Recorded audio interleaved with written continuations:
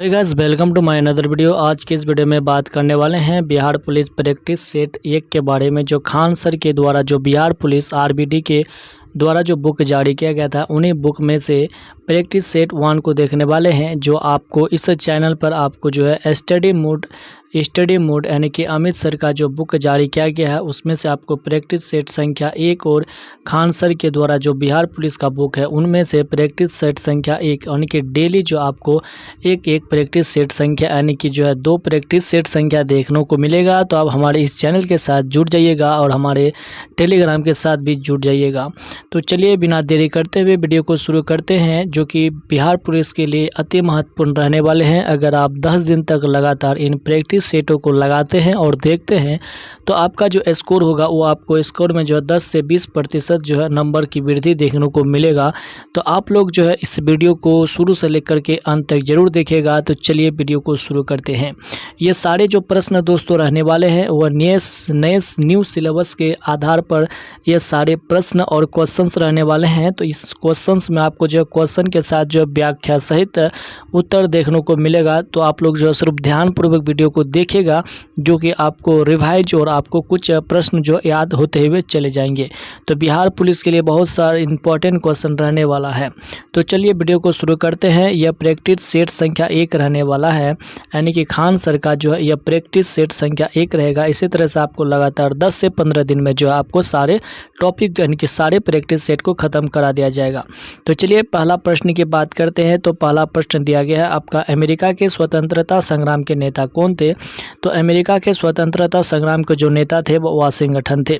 Washington जो थे वो अमेरिका के स्वतंत्रता यानी कि अमेरिका के प्रथम राष्ट्रपति थे, और वे जॉर्ज वाशिंगटन अमेरिका के स्वतंत्रता संग्राम के एक प्रमुख नेता के रूप में उन्हें जाना जाता था। अगला प्रश्न है दूसरा नंबर का, कि 15वीं शताब्दी में कौन से व्यापारी सबसे पहले जो है वह हिंद चीन पर पहुंचे थे? तो 15वीं शताब्दी में सर्वप्रथम जो हिंद चीन में पहुंचे थे वह पुर्तगाली जो थे। कौन थे? पुर्तगाली थे, यानी कि 15वीं शताब्दी में पुर्तगाली व्यापारी सबसे पहले हिंद चीन पहुंचे थे। सर्वप्रथम भारत के जो है समुद्र मार्ग की खोज जो है वह 1498 ईस्वी में जो है पुर्तगाली के द्वारा यानी कि पुर्तगाली यात्री के द्वारा यानी कि वास्को डी गामा ने किया था। वर्तमान में जो है वियतनाम, लाओस, कंबोडिया देश जो है वह हिंद, चीन, फ्रांस में शामिल यानी कि उसके अधीन थे। तो उसका राइट आंसर ऑप्शन नंबर ए हो जाएगा।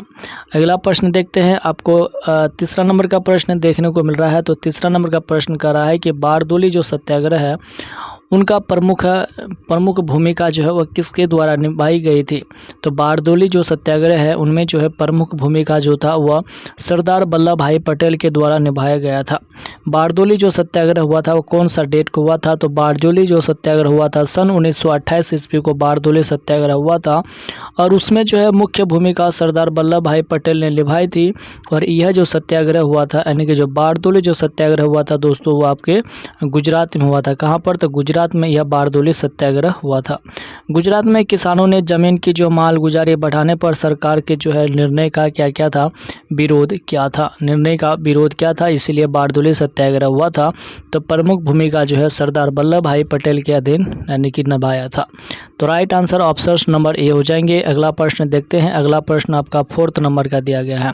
4 नंबर का प्रश्न है कि अमेरिका के नागरिक अधिकार आंदोलन किसके द्वारा शुरू किया गया था? तो अमेरिका के जो नागरिक अधिकार आंदोलन है वह मार्टिन लूथर किंग जूनियर के द्वारा शुरू किया गया था। मार्टिन लूथर किंग जूनियर के द्वारा अमेरिका में नागरिक अधिकार आंदोलन शुरू किया गया था। इस आंदोलन का उद्देश्य अलगाव, नस्ल और रंग के आधार पर जो अफ्रीकी अमेरिकाओं के साथ जो भेदभाव किया जाता था, इन भेदभाव को जो है वह समाप्त करना उनका प्रमुख उद्देश्य था। इसीलिए जो है वह नागरिक आंदोलन अधिकार हुआ था, जो का मार्टिन लूथर किंग के द्वारा शुरू किया गया था। अगला प्रश्न 5 नंबर का है कि किस घटना ने राष्ट्रवाद की अवधारणा को जन्म दिया था? तो कौन सी घटना ने राष्ट्रवाद की अवधारणा को जन्म दिया था? तो वह फ्रांस की क्रांति जो थे, फ्रांस की क्रांति ने राष्ट्रवाद की अवधारणा को जन्म दिया था, जो कि राइट आंसर ऑप्शन नंबर जो आपका बी उत्तर सही हो जाएगा। देखिए दोस्तों कि फ्रांस की जो क्रांति में राष्ट्रवाद की अवधारणा को जन्म दिया था, और ये जो फ्रांस की क्रांति हुई थी वो कौन से डेट को हुआ था?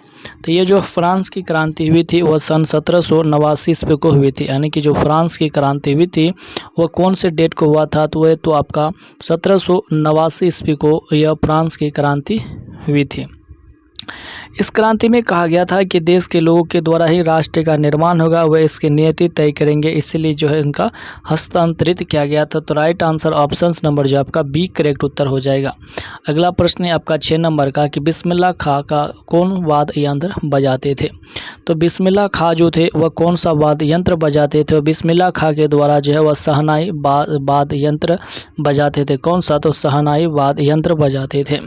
बिस्मिल्लाह खां जो थे दोस्तों वह आपका शहनाई वाद्य यंत्र बजाते थे। और इनके अगर अगले पॉइंट की बात करेंगे तो बिस्मिल्लाह खां जो थे उनका जन्म सन 1916 ईस्वी को हुआ था। कब हुआ था? तो बिस्मिल्लाह खां जो था उनका जन्म जो था वह सन 1916 ईस्वी को हुआ था। कब? 1916 ईस्वी को बिस्मिल्लाह खां का जन्म हुआ था। और इनकी मृत्यु जो हुई थी वह सन 2006 ईस्वी को। कब? 2006 ईस्वी को वाराणसी में। कहाँ पर? वाराणसी में जो है, वाराणसी में बिस्मिल्लाह खां का मृत्यु हुआ था। और बिस्मिल्लाह खां जो थे वो भारत रत्न से सम्मानित भी किया गया था। यानी कि बिस्मिल्लाह खां को भारत रत्न से भी सम्मानित किया गया था। तो राइट आंसर ऑप्शन नंबर इनमें जो है आपका सी सही उत्तर हो जाएगा। अगले प्रश्न देखते हैं 7 नंबर का। तो 7 नंबर का प्रश्न क्या कहता है? तो 7 नंबर का प्रश्न देखते हैं दोस्तों इसमें क्या कह रहा है कि जो 7 नंबर प्रश्न है कि साम्यवादी घोषणा पत्र के लेखक कौन है? साम्यवादी घोषणा पत्र के जो लेखक थे वह कार्ल मार्क्स थे। सही उत्तर ऑप्शन नंबर ए हो जाएगा।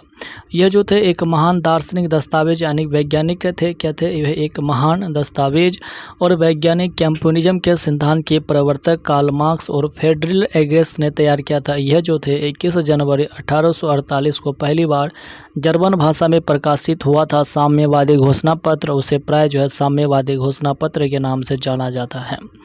नेक्स्ट क्वेश्चन 8 नंबर का है कि द्वितीय विश्व युद्ध का तत्कालीन कारण क्या था? जो द्वितीय विश्व युद्ध है उनका तत्कालीन कारण क्या था? तो द्वितीय विश्व युद्ध होने का जो तत्कालीन कारण माना जाता है वह पोलैंड पर जर्मनी का आक्रमण। पोलैंड जो था उन्होंने जर्मनी पर आक्रमण कर दिया था, जिसके कारण से द्वितीय विश्व युद्ध का एक तत्कालीन कारण माना जाता है। द्वितीय विश्व युद्ध जो था वह 1 सितंबर 1939 से लेकर के 1 सितंबर 1939 ईस्वी को जर्मनी जो है पोलैंड पर आक्रमण कर दिया था। उसी आक्रमण में द्वितीय विश्व युद्ध की शुरुआत हुई थी। और द्वितीय विश्व युद्ध जो चला था वह 1939 ईस्वी से लेकर के 1945 ईस्वी तक, 1939 से लेकर के 1945 ईस्वी तक द्वितीय विश्व युद्ध चला था। और इस द्वितीय विश्व युद्ध में जो ध्रुवीय राष्ट्र जर्मनी, इटली और जापान था। यानी कि ध्रुवीय राष्ट्र तो इसमें जो है आपका जर्मनी, इटली और जापान शामिल थे। और मित्र राष्ट्र में फ्रांस, ग्रेट ब्रिटेन, अमेरिका, रूस देश शामिल थे, जो कि दोनों के बीच में युद्ध चल रहा था। अगला प्रश्न है 9 नंबर का कि द्वितीय विश्व युद्ध में 1 सितंबर 1939 को पोलैंड पर किसने आक्रमण कर दिया था? तो ऊपर में देखें कि द्वितीय विश्व युद्ध में जो है वो 1 सितंबर 1939 को पोलैंड पर जो है वो एडोल्फ हिटलर ने आक्रमण कर दिया था। किसने? तो एडोल्फ हिटलर ने कर दिया था। इनके व्याख्या को देखते हैं। तो 1 सितंबर 1939 ईस्वी को जर्मनी के तानाशाह जो एडोल्फ हिटलर थे, इन्होंने पोलैंड पर आक्रमण कर दिया। इसी से यूरोप में जो है द्वितीय विश्व युद्ध की शुरुआत हुई। यह युद्ध जो है यानी कि द्वितीय विश्व युद्ध जो था वह 1939 से लेकर के 1945 ईस्वी तक चला था। अगला प्रश्न है हमारे जो सौरमंडल के किस ग्रह को लाल ग्रह के रूप में जाना जाता है? तो हमारे सौरमंडल के जो मंगल ग्रह है उसे लाल ग्रह के रूप में जाना जाता है। और सौरमंडल में कुल 8 ग्रह हैं। तो कौन कौन से 8 ग्रह हैं चलिए देखते हैं। तो हमारे सौरमंडल में 8 ग्रहों में से मंगल ग्रह, बुध ग्रह, बृहस्पति ग्रह, शुक्र ग्रह, शनि ग्रह, अरुण ग्रह और वरुण ग्रह और पृथ्वी शामिल है। मंगल ग्रह को लाल ग्रह कहा जाता है। जो मंगल ग्रह है उसे जो है लाल ग्रह कहा जाता है। और पृथ्वी को जो है नीला ग्रह कहा जाता है। और शुक्र ग्रह को जो है वह पृथ्वी का वाहन कहा जाता है। शुक्र ग्रह को पृथ्वी का वाहन कहा जाता है। तो ये सारे पॉइंट को आप लोग को याद रखते हुए चले जाना है। अगला प्रश्न है एल नीनो शब्द क्या है? तो एल नीनो शब्द एक प्रकार का जो है स्पेनिश शब्द है जो कि आपके उष्णकटिबंधीय प्रशांत के भूमध्य क्षेत्र के समुद्र के तापमान और वायुमंडलीय परिस्थिति में आए बदलाव के लिए उत्तरदायित्व समुद्री घटना को जो है एल नीनो कहा जाता है। और ये जो है आपका स्पेनिश शब्द का भाषा हो जाएगा, जो कि राइट आंसर ऑप्शन नंबर जो आपका सी करेक्ट उत्तर हो जाएगा। अगला प्रश्न है राजेंद्र सेतु किस नदी पर स्थित है? तो राजेंद्र सेतु जो है आपका किस नदी पर स्थित है? तो गंगा नदी पर स्थित है राजेंद्र सेतु, और वे बिहार के मोकामा में बनाया गया है। कहाँ पर? तो बिहार के जो आपका मोकामा में बनाया गया है, और यह रेल समूह सड़क पुल है और वह उत्तर बिहार के दक्षिण बिहार को जोड़ता है। नेक्स्ट प्रश्न, अलकनंदा नदी जो है वह भागीरथी नदी से मिलती है। तो अलकनंदा जो नदी है वह भागीरथी नदी से कहाँ पर मिलती है? तो जो अलकनंदा नदी है वह भागीरथी नदी पर कहाँ पर मिलती है? तो वो आपको देवप्रयाग में मिलती है। कहाँ पर? भागीरथी नदी जो है आपको देवप्रयाग में मिलती है। अगले पॉइंट की बात करेंगे तो अलकनंदा और भागीरथी नदी जो है वह देवप्रयाग में मिलती है। अलकनंदा और भागीरथी नदी विष्णुप्रयाग में अलकनंदा और पिंडारी कर्ण से मिलती है, और गंगा और यमुना जो है वह प्रयागराज में मिलती है। गंगा और यमुना जो है वह प्रयागराज में मिलती है। यह सारे पॉइंट को आप लोग याद रखिएगा। चलिए अगला प्रश्न देखते हैं। तो अगला प्रश्न दिया गया है 14 नंबर का। तो 14 नंबर का प्रश्न कर रहा है कि भारत की जो जलवायु है वह कैसी है? तो भारत की जो जलवायु है दोस्तों वह उष्णकटिबंधीय मानसूनी जलवायु है। भारत की जो जलवायु है वह उष्णकटिबंधीय मानसूनी जलवायु है। और भारत की जलवायु की जो अक्षांश की बात करेंगे तो वह 23.5 डिग्री उत्तरी अक्षांश कर्क रेखा के बीच से गुजरती है। कर्क रेखा भारत के 8 राज्यों से होकर गुजरती है। राजस्थान, मध्य प्रदेश, राजस्थान, गुजरात, मध्य प्रदेश, छत्तीसगढ़, झारखंड, पश्चिम बंगाल, त्रिपुरा और मिजोरम राज्य से होकर कर्क रेखा गुजरती है, जो कि 23.5 डिग्री उत्तरी अक्षांश कर्क रेखा भारत के बीचों बीच से होकर गुजरती है। कर्क रेखा के दक्षिण में स्थित भारत का कटिबंध उष्ण कटिबंध है, और यह कर्क रेखा के उत्तर में स्थित भारत का कटिबंध उष्ण कटिबंध। अतः भारत की जलवायु जो है वह कैसी है? तो उष्णकटिबंधीय मानसूनी जलवायु है भारत की जलवायु। अगले प्रश्न है, भारत में मीठे पानी की सबसे बड़ी झील कौन सी है? तो भारत में मीठे पानी की सबसे बड़ी झील जो है वह तुम्हारा बुलर झील हो जाएंगे, और वह भारत में मीठे पानी की सबसे बड़ी झील है, जो कि कहाँ पर स्थित है? जो कि जम्मू कश्मीर में स्थित है। बुलर झील जो है वह आपका जम्मू कश्मीर में स्थित हो जाएंगे।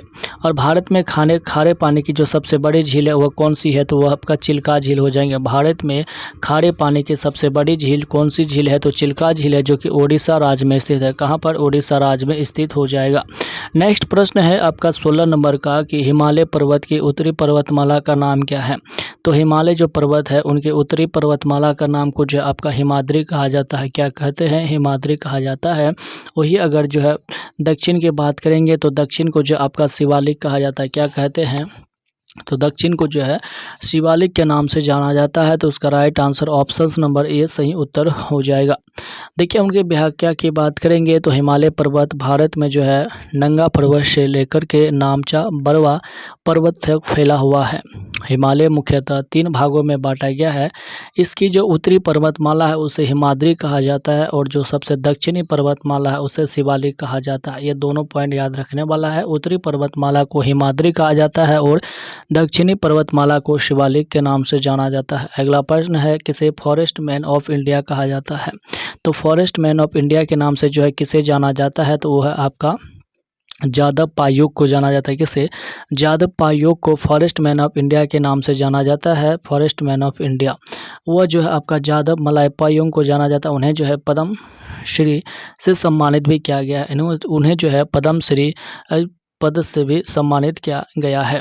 अगला प्रश्न है 18 नंबर का कि उच्चतम न्यायालय के मुख्य न्यायाधीश को उसके पद से हटाया जा सकता है। तो उच्चतम न्यायालय जो है उनके जो न्यायाधीश होते हैं उन्हें उनके पद से किस प्रकार हटाया जा सकता है? तो उसे जो है महाभियोग की प्रक्रिया के द्वारा राष्ट्रपति की सहमति के द्वारा उसे हटाया जा सकता है, जो कि ऑप्शन नंबर जो आपका एक करेक्ट उत्तर हो जाएगा।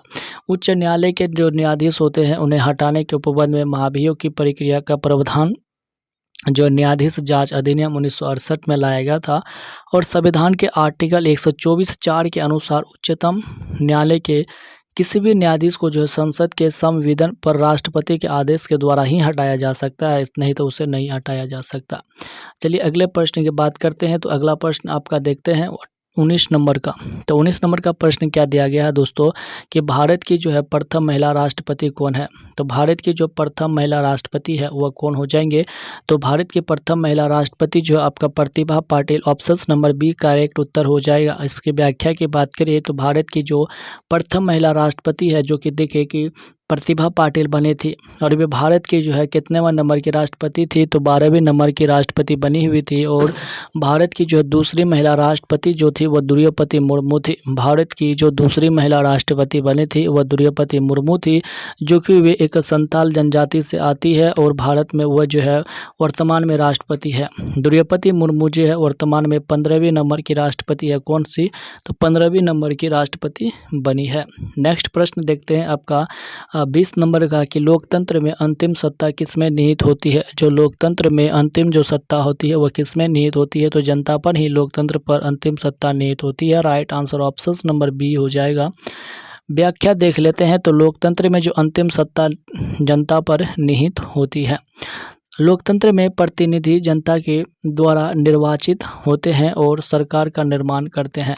लोकतंत्र का शाब्दिक अर्थ जनता का शासन होता है। नेक्स्ट क्वेश्चन है भारत के जो CAG अर्थात नियंत्रक एवं महालेखा परीक्षक की नियुक्ति किसके द्वारा किया जाता है। तो राष्ट्रपति के द्वारा CAG नियंत्रक एवं महालेखा परीक्षक की नियुक्ति की जाती है। भारत के नियंत्रक एवं महालेखा परीक्षक की नियुक्ति भारत के संविधान के आर्टिकल 148 का अनुच्छेद करती है। किसके, आर्टिकल 148 के तहत CAG नियंत्रक एवं महालेखा परीक्षक की नियुक्ति किया जाता है। अगला प्रश्न है आपका 22 नंबर का कि देश का प्रथम नागरिक कौन होता है। तो देश का जो प्रथम नागरिक होता है वह भारत का राष्ट्रपति होता है। कौन होता है, भारत का राष्ट्रपति देश का प्रथम नागरिक होता है। देश का प्रथम नागरिक राष्ट्रपति होगा। और भारतीय संविधान का आर्टिकल 52 यह कहता है कि भारत में एक राष्ट्रपति होगा, जो कि राष्ट्र का यानी कि राष्ट्रपति जो होता है वह राष्ट्र का एक संवैधानिक प्रमुख होता है। तो कौन सा आर्टिकल यह कहता है कि भारत में एक राष्ट्रपति होगा, तो आर्टिकल आपका 52। आर्टिकल 52 यह कहता है कि देश में जो है एक राष्ट्रपति होगा। नेक्स्ट क्वेश्चन 23 नंबर का है कि भारत की लोकसभा की प्रथम महिला अध्यक्ष कौन रही थी। तो भारत में लोकसभा की जो प्रथम महिला अध्यक्ष रही थी वह मीरा कुमार रही थी। कौन, मीरा कुमार रही थी। और वे लोकसभा की जो स्थापना था वह 17 अप्रैल 1952 ईस्वी को हुई थी। वर्ष 1952 से पहले आम चुनाव के बाद देश की पहली लोकसभा मिली थी। और इन लोकसभा जो है महिला अध्यक्ष जो है मीरा कुमार थी। और मीरा कुमार जो रही थी वह तुम्हारे बिहार के सासाराम लोकसभा क्षेत्र से निर्वाचित हुई थी। कहाँ से, इंपॉर्टेंट लाइन है कि वह जो है आपका बिहार के जो सासाराम लोकसभा क्षेत्र है वहाँ से निर्वाचित होकर के जो है वो लोकसभा में पहुंची थी। नेक्स्ट क्वेश्चन आपका 24 नंबर का है कि निम्न में से कौन से राष्ट्रपति सबसे कम समय के लिए पद पर रहे थे। तो सबसे कम समय के लिए पद पर जो रहे थे वह डॉक्टर जाकिर हुसैन रहे थे। डॉक्टर जाकिर हुसैन जो है भारत के प्रथम मुस्लिम राष्ट्रपति बने हुए थे। कौन, डॉक्टर जाकिर हुसैन जो थे वो भारत के प्रथम मुस्लिम राष्ट्रपति थे। वह भारत के तीसरे नंबर के राष्ट्रपति बने थे। कौन से, तीसरे नंबर के राष्ट्रपति थे। और वे राष्ट्रपति जो थे वह भारत के सबसे कम समय के लिए पद पर बने हुए थे, क्योंकि उनका निधन हो गया था। उनका कार्यकाल जो था वह 13 मई 1967 से लेकर के 3 मई 1969 ईस्वी तक चला था। नेक्स्ट क्वेश्चन है आपका 25 नंबर का कि आपातकाल के दौरान मूल अधिकारों के प्रवर्तन को निलंबित किया जा सकता है। तो किसके द्वारा, तो राष्ट्रपति के द्वारा आपातकाल को जो है निलंबित किया जा सकता है। और राष्ट्रपति को जो है 3 प्रकार का आपातकाल का प्रवर्तन देते हैं।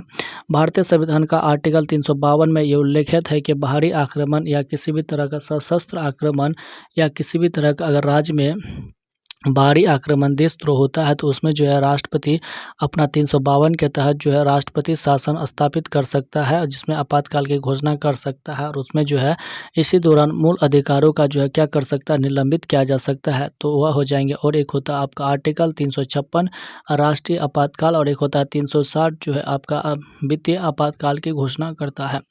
अगला प्रश्न 26 नंबर का है कि संपत्ति का अधिकार अब एक क्या है। तो संपत्ति का अब एक जो है कानूनी अधिकार बन गया है। क्या है, कानूनी अधिकार बन गया। पहले जो है वह एक मौलिक अधिकार हुआ करते थे, लेकिन अब जो है संपत्ति का अधिकार एक प्रकार का कानूनी अधिकार बन गया है।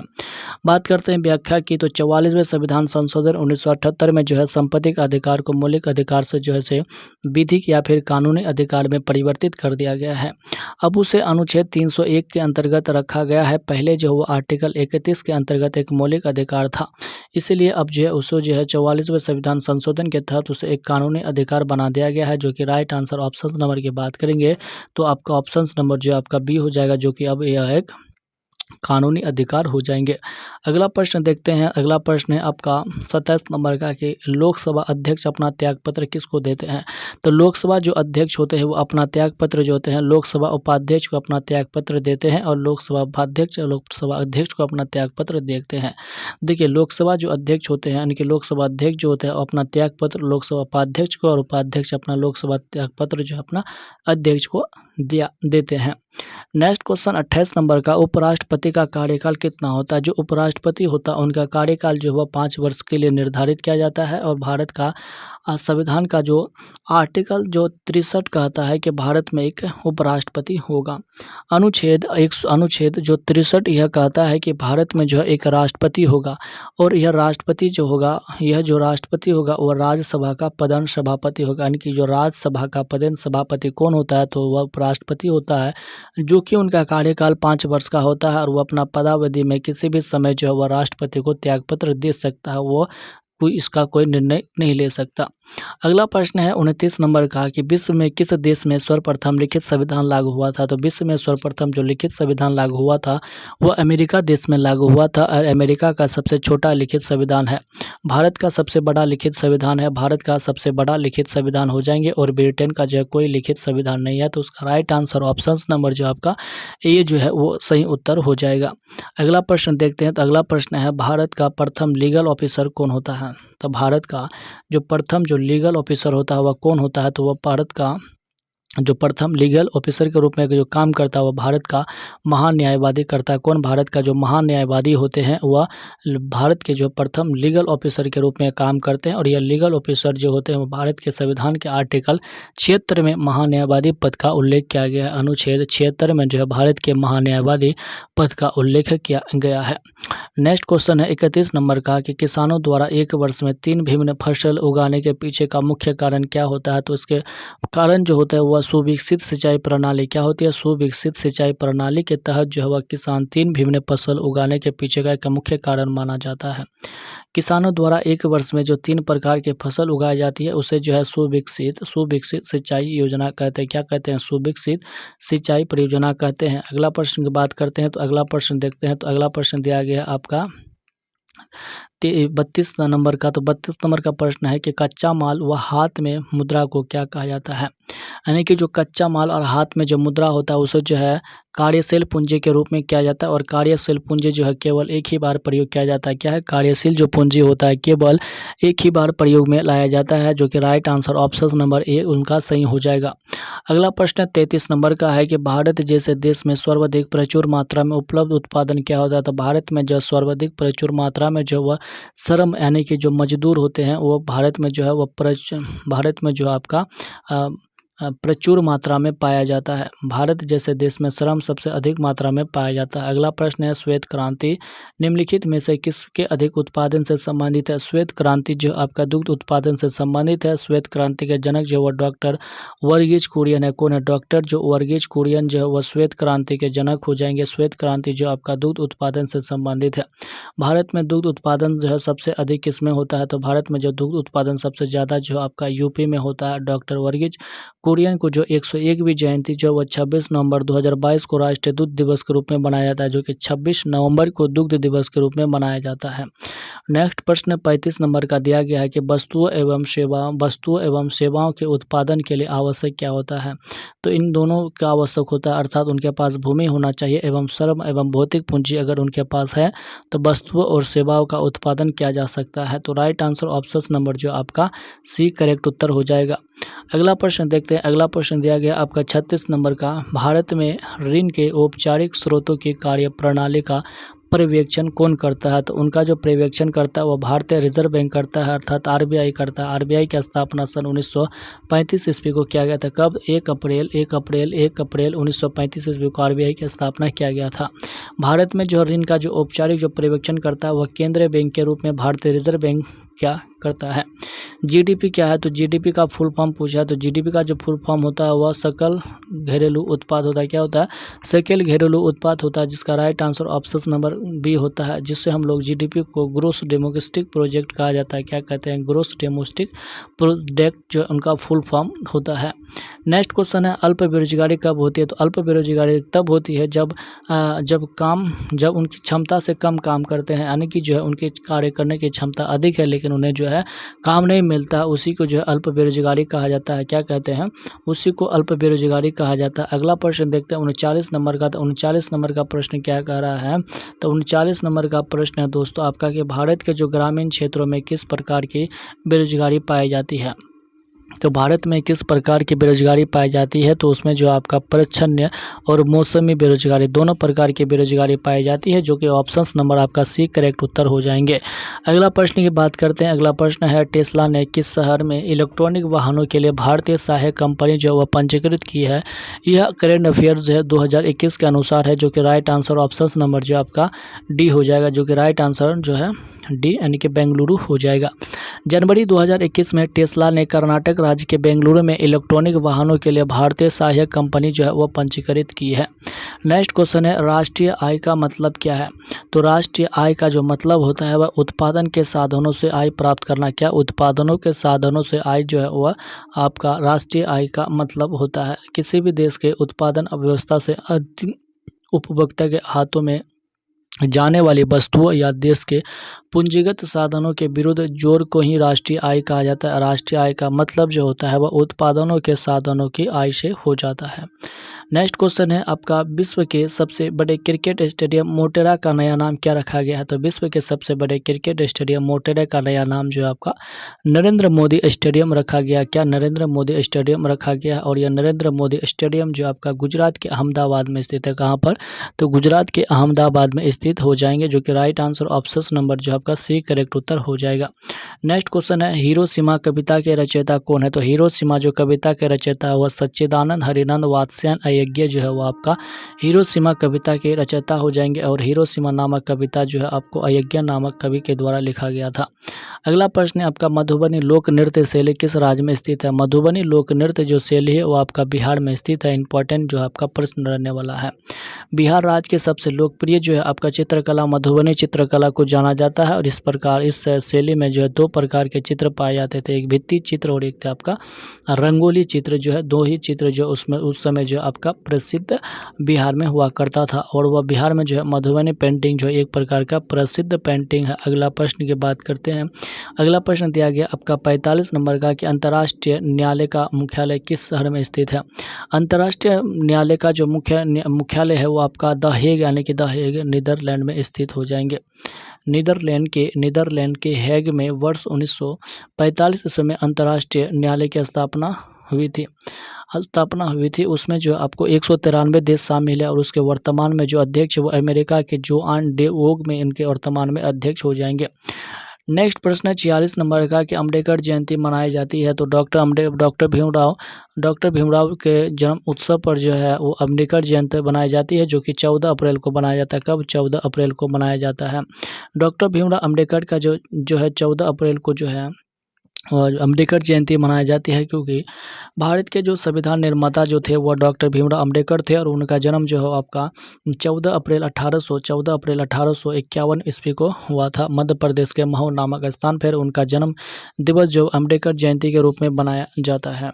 अगला प्रश्न देखते हैं। अगला प्रश्न दिया गया आपका 47 नंबर का कि विश्व स्वास्थ्य दिवस कब मनाया जाता है। तो विश्व स्वास्थ्य दिवस जो आपका 7 अप्रैल को मनाया जाता है। कब, 7 अप्रैल को विश्व स्वास्थ्य दिवस के रूप में मनाया जाता है। विश्व स्वास्थ्य 7 अप्रैल को इसलिए मनाया जाता है क्योंकि विश्व स्वास्थ्य संगठन WHO वर्ल्ड हेल्थ ऑर्गेनाइजेशन का जो स्थापना इसी दिन को हुआ था, इसीलिए 7 अप्रैल को जो है विश्व स्वास्थ्य दिवस के रूप में मनाया जाता है। अगला प्रश्न है, एम्पियर की एसआई इकाई क्या होती है। तो एम्पियर की जो एसआई इकाई होती है वह विद्युत प्रवाह होती है। क्या होता है, विद्युत प्रवाह होती है। एम्पियर की एसआई इकाई विद्युत प्रवाह, परंतु एमीटर जो है आमीटर से जो आपको विद्युत धारा को मापा जाता है। किससे, आमीटर के द्वारा जो है विद्युत धारा को मापा जाता है। 49 नंबर का है कि न्यूटन का सिद्धांत किसकी वजह से जो वह परिष्कृत हुआ था। तो न्यूटन का जो सिद्धांत हुआ वह क्वांटम फिजिक्स के द्वारा, किसके द्वारा, क्वांटम फिजिक्स के द्वारा हुआ था। और क्वांटम फिजिक्स के द्वारा ही जो है न्यूटन का सिद्धांत का जो है उल्लेख देखने को मिलता है। अगला प्रश्न है आपका 50 नंबर का, आज भी उपग्रह के प्रक्षेपण में किसका प्रयोग किया जाता है। तो आज भी उपग्रह के जो प्रक्षेपण में जो आपका गुरुत्वाकर्षण सिद्धांत का उपयोग किया जाता है, किसका, तो गुरुत्वाकर्षण सिद्धांत का जो गुरुत्वाकर्षण सिद्धांत का जो उपयोग किया जाता है।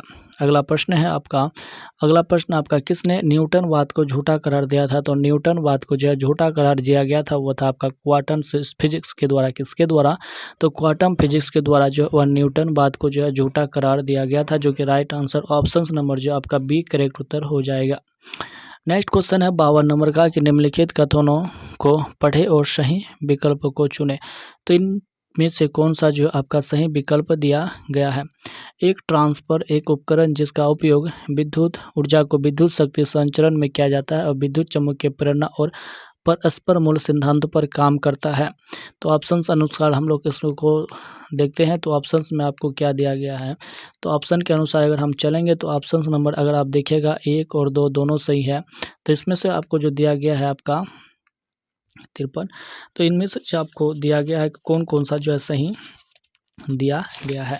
तो इनमें से अगर बात करेंगे तो इनमें से जो आपको कौन कौन सा सही दिया गया है। तो इनमें से आपको जो है इन प्रश्न का सही उत्तर हो जाएगा, यानी कि इसमें जो है पॉइंट नंबर ए जो है वो आपका सही दिया गया है और पॉइंट नंबर 2 जो आपका गलत दिया गया, तो उसका सही उत्तर ऑप्शन नंबर जो बी करेक्ट उत्तर हो जाएगा। अगला प्रश्न देखते हैं। तो अगला प्रश्न दिया गया आपका 53 नंबर का कि द्रव्यों का घनत्व नापने के लिए किस उपकरण का उपयोग किया जाता है। द्रव्यों को मापने के लिए जो उपकरण का उपयोग किया जाता है उसे पिकोनोमीटर कहा जाता है। क्या कहते हैं उसे, जो है पिकोनोमीटर द्रव्यों का घनत्व को मापने के लिए किया जाता है। व्याख्या में देखिए कि एनीमोमीटर जो होता है वो आपके पृथ्वी तल पर पवन का वेग को मापने के लिए किया जाता है। बेबामीटर जो है मिट्टी के यांत्रिक गुणों को मापने के लिए किया जाता है। और आपका जो है यूडोमीटर में जो आपका मिश्रण यानी कि गैस मिश्रण के आयतन को मापने के लिए किया जाता है। और पिकोनोमीटर में जो आपका द्रव्य के घनत्व को मापने के लिए उनका इस्तेमाल किया जाता है। अगला प्रश्न है आपका 54 नंबर का कि बैंगनी रंग के प्रकाश की तरंग दैर्घ्य लगभग कितनी होती है। तो जो बैंगनी रंग होती है उन प्रकाश के जो तरंग दैर्घ्य होती है आपका 455 से लेकर के 390 होती है। कितनी होती है, बैंगनी रंग का जो तरंग दैर्घ्य होता है वह 455 से 390 होता है, जो कि इम्पोर्टेंट है। इनमें और एक इम्पोर्टेंट रहने वाला है लाल रंग का। तो लाल रंग का जो तरंग दैर्घ्य होता है वो आपका 740 से लेकर के 662 nm तक होती है, यानी कि 622 nm तक होती है। तो उसका राइट आंसर ऑप्शन नंबर ए हो जाएंगे बैंगनी रंग का। नेक्स्ट क्वेश्चन है कौन सा रासायन आतिशबाजी प्रदर्शन करते समय हरे रंग के लिए एक जिम्मेदार होता है। तो वह होता है तुम्हारा बेरियम क्लोराइड। कौन सा होता है, बेरियम क्लोराइड जो होता है वो आपका आतिशबाजी प्रदर्शन करते समय हरे रंग के लिए जिम्मेदार होता है। अगले प्रश्न की व्याख्या नहीं करते हुए चलते हैं। अगले प्रश्न की देखिए, यहाँ पर दोस्तों कुछ रंग दिया गया और रासायनिक जो है रासायन दिया गया है। कॉपर क्लोराइड जो होते हैं वह नीले रंग के लिए जिम्मेदार होता है। बेरियम क्लोराइड हरा रंग के लिए जिम्मेदार होता है। सोडियम नाइट्राइड पीला रंग के लिए और एस्ट्रोसियम कार्बोहाइड्रेट जो लाल रंग के लिए प्रसिद्ध होते हैं। सर्दियों के दौरान अगर हम लोग क्या करते हैं दोस्तों, अगर सर्दियों के दौरान अगर बर्फ़ में नमक डालने से बर्फ़ पिघलने लगता है, वैसा क्यों होता है। तो सर्दियों के दौरान जो बर्फ़ में नमक डालने से बर्फ़ पिघलने इसलिए लग जाता है क्योंकि उनका जो हिमांक बिंदु है वह क्या होता है, हिमांक बिंदु जो होता है वह आपका बढ़ने लग जाता है। क्या होता है, इनका जो हिमांक बिंदु जो होता है वह इनके हिमांक जो बिंदु होता है वह कम हो जाता है। क्या होता है, यानी कि बर्फ़ की सतह जो है, बर्फ़ की जो सतह पर पानी के जो हिमांक बिंदु होते हैं वह कम होते हैं, जिसके कारण से बर्फ़ जो है वह पिघलना प्रारंभ कर देता है। नमक बर्फ़ की सतह पर पानी के हिमांक बिंदु को कम कर देता है। इसी कारण से सर्दियों में जो है, सर्दियों में भी नमक डालने से बर्फ़ जो है वह पिघलने लग जाती है। अगला प्रश्न है 57 नंबर का कि निम्नलिखित में से कौन सा तत्व एक अधातु है जो कक्षीय तापमान पर द्रवीय अवस्था में पाया जाता है, द्रव अवस्था में पाया जाता है, वो होता है तुम्हारा ब्रोमीन। ब्रोमीन जो है वह एक धातु है जो कि कक्षीय तापमान पर जो है द्रव अवस्था में पाया जाता है। अगला प्रश्न देखते हैं 58 नंबर का। तो 58 नंबर का प्रश्न कह रहा है कि निम्नलिखित में से कौन से तत्व में जो है परमाणु त्रिज्या सबसे छोटी होती है। तो परमाणु त्रिज्या जो सबसे छोटी होती है वो आपका क्लोरीन में होती है। क्या होती है? क्लोरीन में होती है। एक है आपका रासायनिक सूत्र जो है CH3COO CH2CH3 किसका रासायनिक सूत्र है? तो आपका जो है मिथाइल नहीं, आपका एथिल एथेनॉट का किसका है? तो एथिल एथेनॉट का रासायनिक सूत्र होता है। एथिल एथेनॉट का रासायनिक सूत्र CH3COO CH2CH3 होता है इनका रासायनिक सूत्र। ऑप्शन नंबर जो आपका सी करेक्ट उत्तर हो जाएगा। नेक्स्ट क्वेश्चन है मक्खन डैश का उदाहरण होता है। तो मक्खन जो है वह किसका उदाहरण होता है? पायस, जिसे पायस का उदाहरण होता है। क्या होता है? पायस जो है उनका मक्खन का उदाहरण होता है। मक्खन जो है दूध से यानी कि दही से मक्खन निकालने की प्रक्रिया को जो होता है वो अब केंद्रीय बल के द्वारा दूध से दही से जो है मक्खन निकाला जाता है। तो उसका अगर ऑप्शंस नंबर की बात करेंगे तो ऑप्शंस नंबर जो आपका सी करेक्ट उत्तर हो जाएगा। अगला प्रश्न है निम्न में से किस लवण में जो है क्रिस्टलन जल के 10 अणु नहीं होते हैं? तो क्रिस्टलन के जल के जो अणु नहीं होंगे वो हो जाएंगे आपका एप्सम सॉल्ट में। किस में? एप्सल सॉल्ट में नहीं हो जाएंगे। अगला प्रश्न है अंगूर की खेती को आमतौर पर क्या कहा जाता है? तो जो अंगूर की खेती होती है उसे आमतौर पर जो क्या कहा जाता है? तो उसे जो है तुम्हारा विटीकल्चर के रूप में जाना जाता है। अंगूर की खेती को विटीकल्चर कहा जाता है। कुछ खेती के नाम को देखिएगा तो रेशम उद्योग को सेरीकल्चर कहा जाता है। पक्षी पालन को एवीकल्चर कहा जाता है। और रेशम कीट हेतु जो शहतूत उगाता है उसे मोरीकल्चर कहा जाता है। और अंगूर की खेती को विटीकल्चर कहा जाता है। यह सारे इंपॉर्टेंट रहने वाला है। नेक्स्ट क्वेश्चन है निम्नलिखित में से कौन सा विटामिन B6 का दूसरा नाम है? तो विटामिन B6 का जो दूसरा नाम है वो पायरिडॉक्सिन। क्या हो जाएंगे? Pyridoxine. Option number C is the right answer. Vitamin C जो होता है दोस्तों वो वसा में घुलनशील विटामिन होता है। विटामिन बी और विटामिन सी ये दोनों जो होता है वो वसा में घुलनशील होता है। नेक्स्ट क्वेश्चन है पादप वायरस TMV का फुल फॉर्म क्या होता है? तो TMV का जो फुल फॉर्म होता है वो टोमेको मोजैक वायरस जो होता है वो आपका TMV का फुल फॉर्म होता है। नेक्स्ट क्वेश्चन है मानव शरीर का कौन सा अंग इंसुलिन पैदा करता है? तो मानव शरीर का जो अंग होता है वह तुम्हारा अग्नाशय वो जो है इंसुलिन पैदा करता है। तो मानव शरीर का इंसुलिन एक हार्मोन्स है जिसे मानव शरीर का अग्नाशय पैदा करता है और वह ग्लूकोज को अवशोषित करके वह एक प्रकार का कार्य करता है। जो कि राइट आंसर ऑप्शन नंबर जो आपका ये सही उत्तर हो जाएगा। नेक्स्ट क्वेश्चन की बात करेंगे तो 66 नंबर का क्वेश्चन है कि 1930 ईस्वी में जो है CV रमन ने डैश के लिए नोबेल पुरस्कार जीता था। तो CV रमन को 1930 ईस्वी में किसके लिए जो है नोबेल पुरस्कार दिया गया था? तो उसे जो है तुम्हारा भौतिक शास्त्र के लिए अर्थात फिजिक्स के लिए जो है ना नोबेल पुरस्कार के लिए सम्मानित किया गया था। क्योंकि चंद्रशेखर जो वेंकटेश्वर को वर्ष 1930 में भौतिक शास्त्र एवं नोबेल पुरस्कार 1954 को और उन्हें भारत रत्न में 1957 ईस्वी को जो है लेनिन शांति पुरस्कार मिला था। तो यह इंपॉर्टेंट है। CV रमन के जो है जो भी पुरस्कार है इनको तीनों पुरस्कार का डेट आप लोग याद रखिएगा। अगला प्रश्न है आपका रक्त समूह प्रणाली की खोज किसके द्वारा किया गया था? जो रक्त समूह प्रणाली की खोज है वो आपका कार्ल लैंडस्टीनर के द्वारा किया गया था। किसके द्वारा? कार्ल लैंडस्टीनर के द्वारा किया गया था। 4 रक्त समूह A, B और O की खोज जो है वह कार्ल लैंडस्टीनर ने वर्ष 1900 ईस्वी में की थी, जो एक चिकित्सक व जीव विज्ञान होता है। इसके बाद है आपका ओ जो सर्वग्राही यानी कि सर्वदाता होता है। ओ जो होता है वो आपका सर्वग्राही होता है। ठीक है, ओ जो आपका ओ जो ब्लड ग्रुप सर्वग्राही होता है और ए बी जो सर्वग्राही और सर्वदाता जो होता है आपका ओ ए बी जो होता है वो सर्वदाता होता है। नेक्स्ट क्वेश्चन है पुष्प के किस भाग में जो है पराग का उत्पादन होता है? तो पराग का जो उत्पादन होता है वह पुष्प के पराग कोष में होता है। कहाँ पर? पुष्प के पराग कोष में होता है। और पुष्प के पराग कोष हिस्से में जो है पराग का उत्पादन होता है जो भीतर स्थित होता है। कहाँ पर? जो कि पुष्प के भीतर स्थित होता है। नेक्स्ट क्वेश्चन 69 नंबर का है कि कौन से जीवाणु अंडाकार या गोलाकार होता है? तो वह होता है कोकस। कोकस एक प्रकार का जीवाणु है जो कि अंडाकार एवं गोलाकार होता है। अगला प्रश्न है दोस्तों आपका मैथ का प्रश्न दिया गया है, ध्यानपूर्वक पढ़िएगा। तो एक प्रश्न दिया गया है दोस्तों कि DEFGH एक दूसरे के मुँह की ओर कर बैठा है। ठीक है, वो एक दूसरे के मुँह की ओर कर बैठा है, बात सही है। A और E जो है वो G के बीच में बैठा है। A जो है दोस्तों A जो बैठा हुआ E और G के बीच में बैठा हुआ जो कि सही दिया गया है, बीच में बैठा है। जबकि G जो है वो F के दाएं ओर से दूसरा में बैठा हुआ। G जो है वो F के दाएं से वो जो G जो है दोस्तों G जो है वह F के दाएं से दूसरे स्थान पर F के दाएं से F के दाएं से दूसरे स्थान पर बैठा हुआ है। ये भी लाइन सही है। अगला है H जो है वह D और B के बीच में बैठा हुआ। D और B के बीच में कौन बैठा हुआ? H बैठा हुआ है। और A और B जो है एक दूसरे के आमने सामने है। ठीक है, A और B जो है एक दूसरे के आमने सामने है और बताना है कि E और H के बीच में कौन बैठा हुआ है। तो E और H के बीच में जो बैठा हुआ D बैठा हुआ, कौन बैठा हुआ? D बैठा हुआ, जो कि ऑप्शन नंबर आपका B जो है करेक्ट उत्तर हो जाएगा। नेक्स्ट क्वेश्चन मैथ का है दोस्तों कि राधा ने सीता से कहा, राधा जो थे वह सीता से कहा कि मेरी माँ के इकलौते भाई यानी कि सीता जो थे उन्होंने राधा से कहा कि मेरी माँ के जो इकलौते भाई का पुत्र तुम्हारा भाई है। तो राधा सीता से क्या संबंध है? तो देखिए यहाँ पर राधा जो थे वह सीता से कहा, वह राधा है वह सीता से कह रहा है कि मेरी जो माँ है उनके इकलौते भाई है, उनके इकलौते भाई है, उनके इकलौते भाई का जो पुत्र है, वह जो है वह पुत्र जो है वो तुम्हारा भाई है। क्या है? वो जो है तुम्हारा भी भाई है। तो उन दोनों से कैसा संबंध है? तो उन दोनों से जो संबंध है वो आपका पिता की बहन की पुत्री क्या है? पिता की बहन की पुत्री हो जाएंगे, जो कि right answer option number A correct उत्तर हो जाएगा।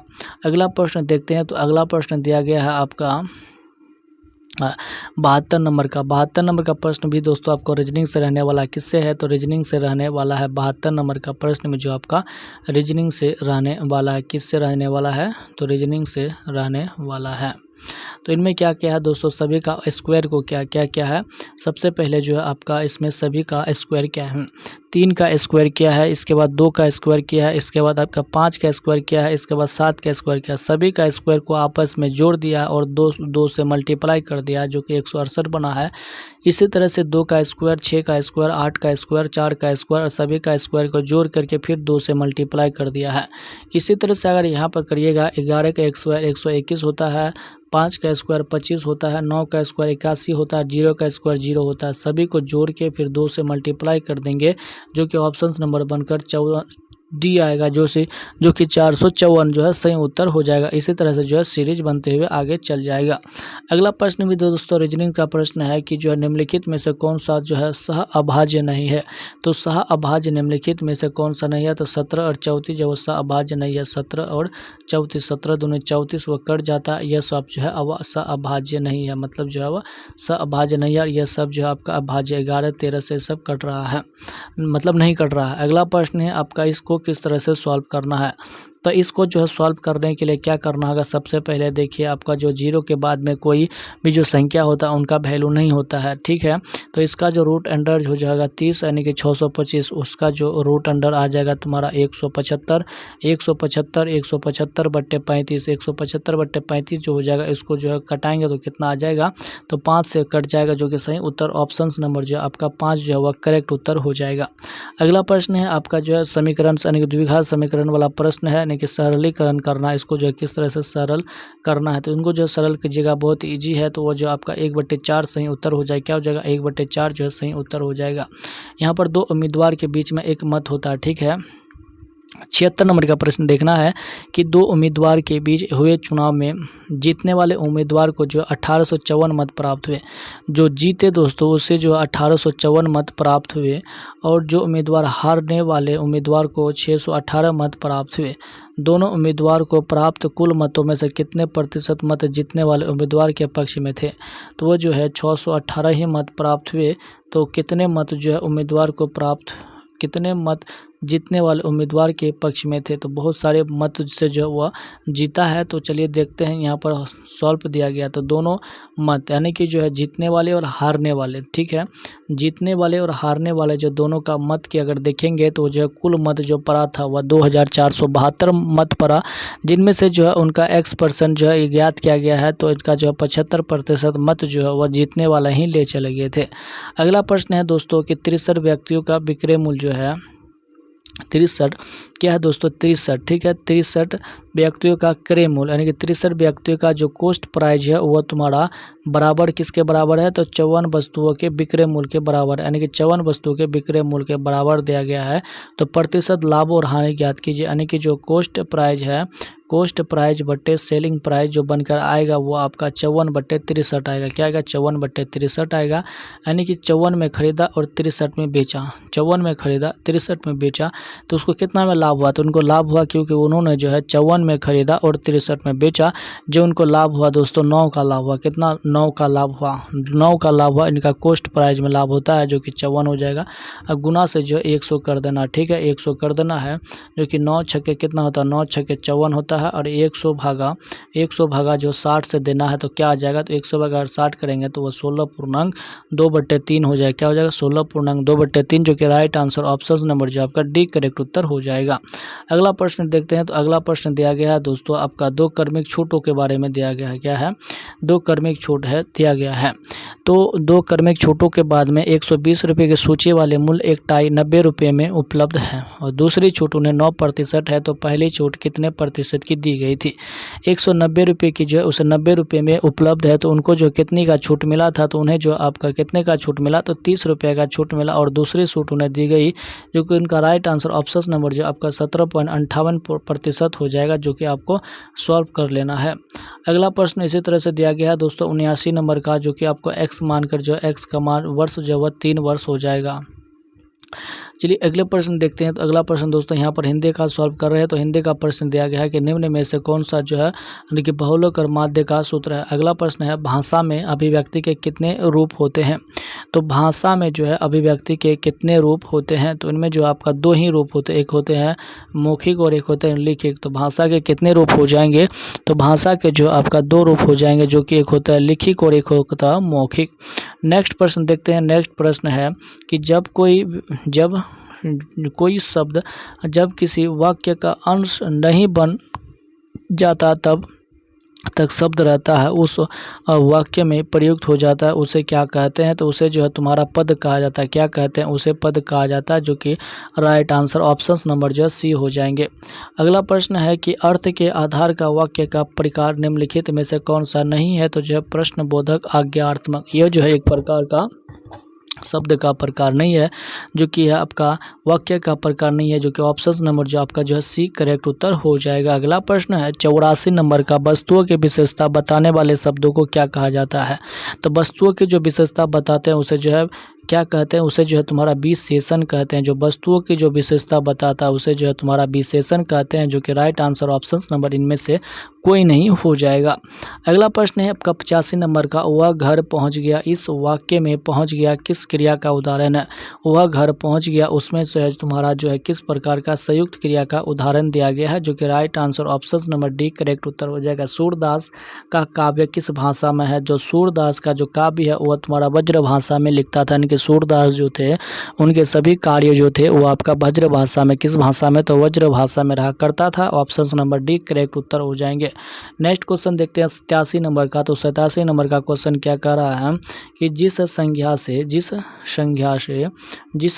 से किसी वस्तु धर्म गुण व्यवस्था का बोध होता है उसे जो है भाववाचक संज्ञा कहते हैं। जिसमें जो है धर्म गुण व्यवस्था का ज्ञान है उसे भाववाचक संज्ञा कहते हैं, जिसमें जो है भाव को प्रकट किया जाता है। नेक्स्ट क्वेश्चन है चौराहा। जिस चौराहा जो है वो इस किस सामाजिक शब्द होता है? तो चौराहा जो होता है वो आपका द्विगु समाज होता है। कौन सी द्विगु समाज होता है? देखिए जिसमें जो आपका अर्थ यानी कि संख्यावाचक का बोध होता है उसमें जो आपका द्विगु समाज होता है। जैसे चौराहा में होता है आपका 4 मुख वाले रास्ता, उसे जो है तुम्हारा द्विगु समाज के अंतर्गत रखा जाता है। अगला प्रश्न है आपका इंग्लिश नंबर का 4 blank space choice the proper article. इसका क्या करना? प्रॉपर आर्टिकल्स ने dingo is located near the Mexican border. क्या हो जाएंगे दोस्तों यहाँ पर? Near the Mexican border is the right answer हो जाएंगे, जिसमें जो है द के प्रयोग होगा क्योंकि मैक्सिकन बॉर्डर एक स्पेसिफिक वर्ड हो जाता है। अगला प्रश्न है select the correct indirect speech for the following.